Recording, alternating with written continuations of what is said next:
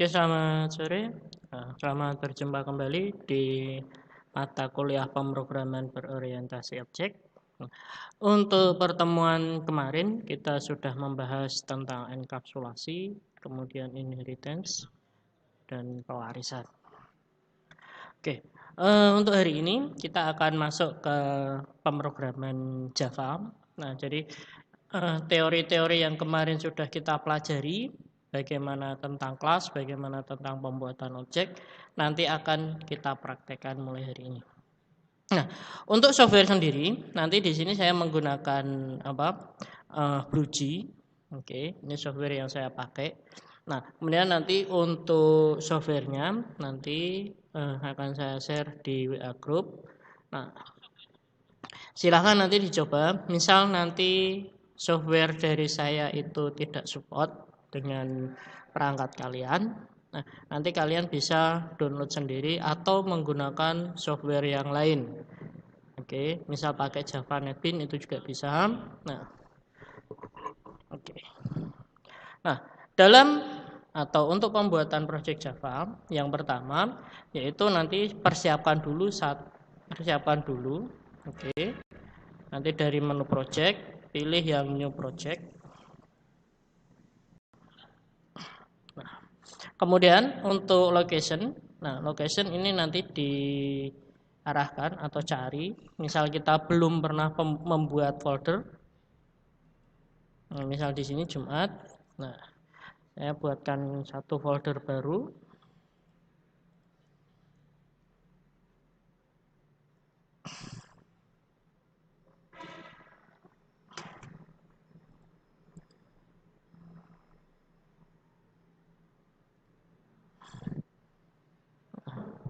Untuk foldernya nanti huruf pertama itu usahakan selalu menggunakan huruf besar.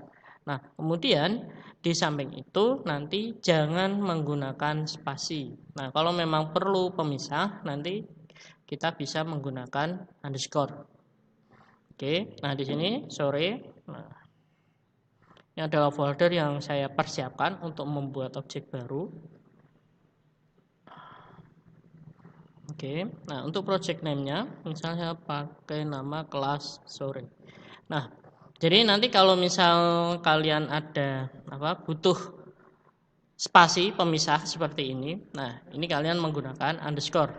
Nah, begitupun nanti setelah underscore itu tetap harus menggunakan huruf kapital. Nah, kemudian bagaimana kalau kita misal tidak menggunakan huruf kapital, apakah akan muncul error atau mungkin salah? Sebenarnya tidak, ya kan? Cuman nanti karena aturan umum di bahasa pemrograman berorientasi objek itu tiap variabel, tiap project diawali dengan huruf kapital. Nah, seperti itu. Oke, sudah ya? Kalau sudah saya klik OK. Nah, ini satu project baru. Lama saya tutup dulu. Oke. Nah, ini adalah tampilan dari Bluegy sebenarnya. Nah, dia ada menu project, edit, tool, view, dan help. Kemudian untuk tool menunya itu ada new class, inheritance, dan compile. Nah, project tadi ada new project, open project, kemudian recent project untuk membuka project-project sebelumnya, kemudian open non Bluegy dan seterusnya. Oke. Nah, nanti yang akan sering kita pakai yaitu di project dan new project atau open project, dua itu. Nah, kemudian untuk menu edit nanti yang akan sering kita pakai adalah new class. Nah, untuk new package ini akan kita pakai ya kan mungkin tapi tidak terlalu sering. Oke. Nah, langsung saja. Nah, jadi di dalam pemrograman berorientasi objek itu nanti akan dibuat sebuah kelas. Nah, seperti ini. Ada sebuah kelas nama kelasnya adalah job 1. Nah, jadi setiap pemrograman berorientasi objek pasti punya ini. Oke. Nah, jadi ada kelas ya kan? Nah, jadi semua berbasis kelas. Sebelum kita membuat sebuah objek, kita akan membuat kelasnya dulu. Nah, di mana kelas ini nanti dia akan berfungsi sebagai blueprint dari pembuatan sebuah objek. Nah, oke. Nah, sekarang untuk membuat kelas baru, kita pilih new class. Nah, di sini untuk kelas name-nya kasih nama. Misal saya kasih nama job 1. Nah, biasanya nanti dalam pemrograman berorientasi objek untuk kelas name-nya itu sesuai apa yang ada di kehidupan nyata. Maksudnya bagaimana? Nah, biasanya seperti ini. Misal ketika kalian ingin membuat atau ingin melakukan pengolahan data mahasiswa, berarti nanti kelas name-nya adalah mahasiswa. Nah, jadi nanti di dalam kelas mahasiswa itu nanti baru kita tambahkan prosedur ataupun metode-metode yang ada. Atau yang lain misal untuk penjualan. Nah, kira-kira seperti itu. Oke. Nah, di sini karena untuk pengenalan dulu. Di sini kelas name-nya saya kasih nama job 1 ya. Job 1, kemudian kelas language-nya adalah Java, kemudian kelas tipenya adalah kelas. Jadi nanti dia akan berfungsi sebagai kelas. Oke, kalau sudah klik OK. Nah, selanjutnya yaitu nanti di sini kalian di job 1 ini bisa double klik atau klik kemudian tekan enter pada keyboard atau klik kanan pilih yang open editor. Oke.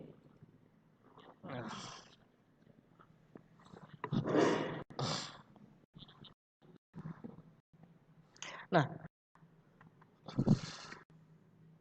di open editor ini adalah editor standar atau editor yang sudah ada di BlueG, bukan di Java ya, tapi yang ada di BlueG. Nah, oke. Nah, nanti ini untuk yang keterangan-keterangan ini silakan dihapus. Jadi nanti yang ditinggal atau yang disisakan yang tidak dihapus itu hanya public class job 1, kemudian kurung kurawal buka dan kurung kurawal tutup. Hanya itu yang kita tinggal. Yang lain dihapus dulu, tidak apa-apa. Oke. Nah, di sini kelas job 1 berarti kita akan membuat sebuah blueprint atau rancangan dari kelas job 1. Nah, kemudian selanjutnya public static void main. Nah, string RGS.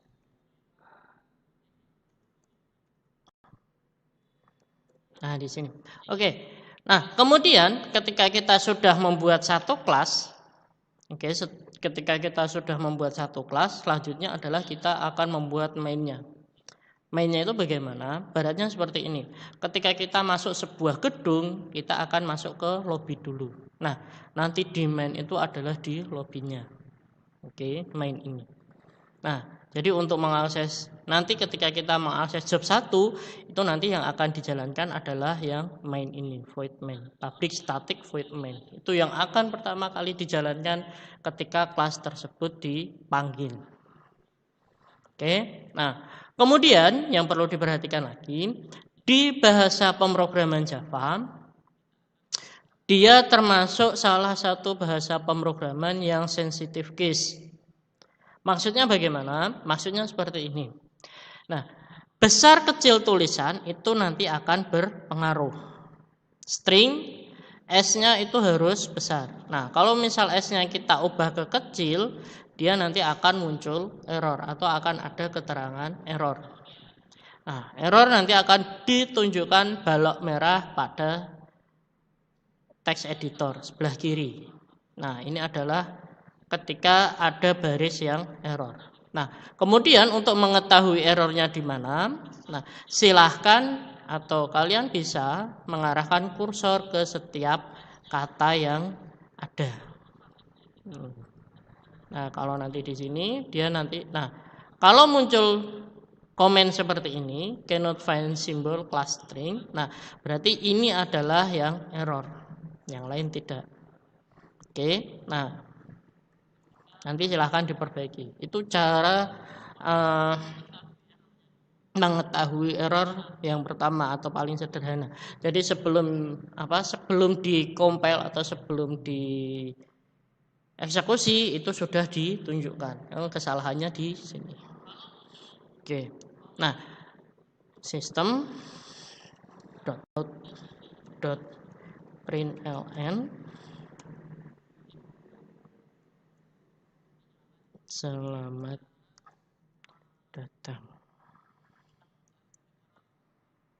Jangan lupa tiap akhir baris itu dikasih titik koma. Nah, jadi ini adalah contoh bahasa pemrograman Java, ya kan? Jadi nanti yang perlu diperhatikan adalah besar kecil tulisan, sensitif. Oke, besar kecil tulisan itu berpengaruh. Mungkin kalian sudah menulis dengan benar, ya kan? Nah, tetapi ternyata besar kecilnya itu masih salah. Nah, kemudian kalau sudah tidak ada yang error seperti ini, dengan kata lain program kalian atau skrip kalian sudah benar, selanjutnya adalah disimpan kemudian di-compile. Nah, di-compile itu bagaimana? Di-compile itu akan dieksekusi atau dibuat sebuah file Excel. Oke. Nah, kemudian untuk menjalankannya bagaimana? Untuk menjalankannya nanti di job 1 atau kelas job 1 ya. Di kelas job 1 nanti silahkan klik kanan. Nah, nanti di sini akan muncul void main. Nah, inilah tadi yang kita buat. Void main ini itu kalau nanti kita eksekusi itu akan mewakili ya ini. Nah, jadi ini yang akan kita jalankan. Oke. Void main. Nah, kemudian job 1 main. Nah, job 1 main ini. Oke, benar. Main tadi ada job 1 main. Job 1 itu adalah ini. Nah, kemudian main adalah yang ini. Oke. Nah, kita lihat lagi ya. Nah, ini loh. Job 1 main. Nah, inilah tadi yang akan kita jalankan. Nah, kemudian ini nanti tetap kurung kerawal saja atau tidak perlu dirubah atau tidak perlu dipilih yang lain. Kalau sudah klik OK. Nah, inilah tampilan dari skrip yang tadi sudah kita buat. Jadi tadi ketika kita membuat seperti ini, nah nanti munculnya seperti ini. Nah, itu adalah bahasa pemrograman Java. Oke. Nah, sampai di sini berarti pada dasarnya kalian sudah mempelajari salah satu bahasa pemrograman berorientasi objek, yaitu bahasa pemrograman Java. Seperti itu. Oke. Nah, kemudian selanjutnya, nah ini Java ya. Nah, selanjutnya yaitu ketika kita ingin memberikan keterangan di listing program, ya kan? Biasanya keterangan dibuat untuk apa? Biasanya sebagai penanda atau sebagai pembantu. Maksudnya apa? Maksudnya contoh memberikan komen. Nah, komen seperti ini. Nah, pembuatannya bagaimana? Nah, contoh misal seperti ini. Misal di sini, ini saya akan menambahkan komen, menampilkan teks. Nah, kira-kira seperti ini. Nah, dengan ini berarti nanti ketika kita compile, ya kan, untuk baris ini dia tidak akan dieksekusi atau tidak akan dianggap sebagai perintah. Nah, tetapi kalau double slash ini tidak ada, nah seperti ini, nanti dia akan dianggap sebagai perintah. Nah, itu. Oke, ini kalau atau ketika kita menggunakan satu baris penanda. Nah, misal nanti lebih dari satu baris bagaimana? Kita bisa menggunakan slash dan bintang. Nah, nanti seperti ini. Nah, di sini nanti kita bisa memberikan banyak komentar, keterangan, atau apapun yang sesuai yang kita inginkan. Jadi gini, kenapa kita butuh penanda? Misal dalam pemrograman, ya kan, dalam bahasa pemrograman, ketika kita sudah membuat satu proyek, itu tidak mungkin hanya terdiri dari beberapa baris. pasti akan terdiri dari puluhan bahkan mungkin sampai ratusan baris script program. Nah, karena itu untuk memudahkan programmer atau sebagai pembantu, ya kan, sebagai alat bantu, nah kita butuh penanda. Nah, penanda ini nanti bisa berupa komen. Jadi misal, oh ini untuk penyimpanan. Nah, jadi nanti di situ kasih tanda simpan data, mungkin simpan data mahasiswa atau simpan data barang dan lain sebagainya. Kira-kira seperti itu. Nah, atau mungkin ada keterangan-keterangan yang lain, misal oh untuk penggunaan atau misal membuat kode generate kode dan lain sebagainya. Kira-kira seperti itu. Nah, oke. Jadi nanti misal kita hanya butuh teks atau komen sedikit, ya kan, penanda sedikit, nah nanti cukup pakai double slash. Nah, tapi kalau mungkin penanda kita atau catatan kita itu banyak, nah nanti kalian bisa menggunakan slash dan bintang. Oke.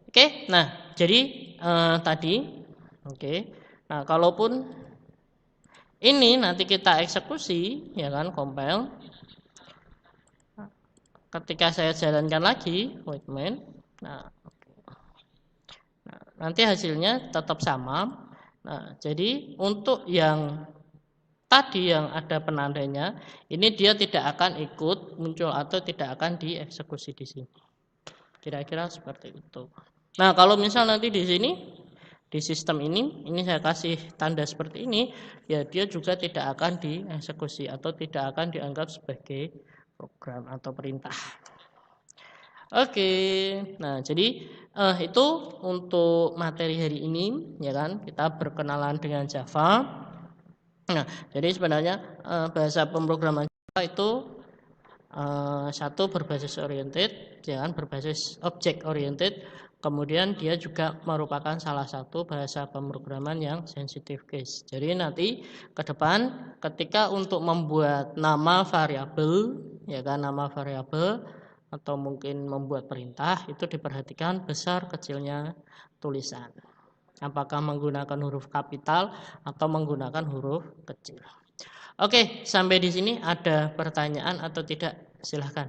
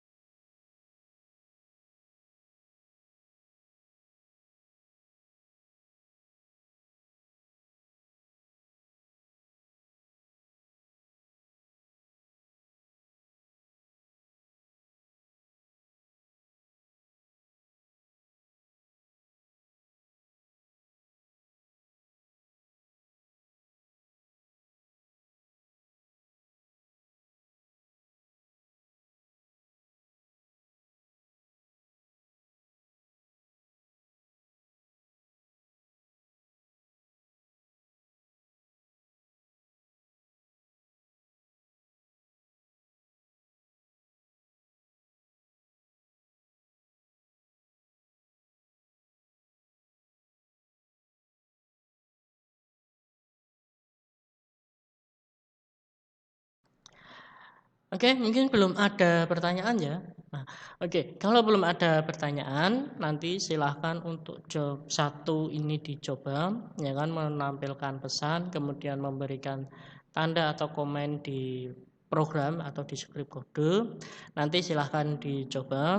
Nah, nanti ketika dalam mencoba atau dalam praktikum kalian menemukan kesulitan atau menemui kendala, nanti kalian bisa langsung screenshot, ya kan? Nanti bisa langsung dikirim ke grup WA kita, gitu ya. Oke, untuk pertemuan pada sore hari ini mungkin saya cukupkan sampai di sini dulu, ya kan. Nah, kemudian untuk nanti materi akan saya share di grup WA. Sekaligus nanti software untuk BlueJ ya. Jadi nanti software BlueJ-nya silahkan di-download, semua dicoba. Misal tidak support dengan perangkat kalian, nanti kalian bisa download sendiri. Atau mungkin bisa menggunakan software yang lain, misal Java NetBeans atau mungkin yang lainnya. Oke, untuk pertemuan pada sore hari ini saya cukupkan sampai di sini. Terima kasih, selamat petang.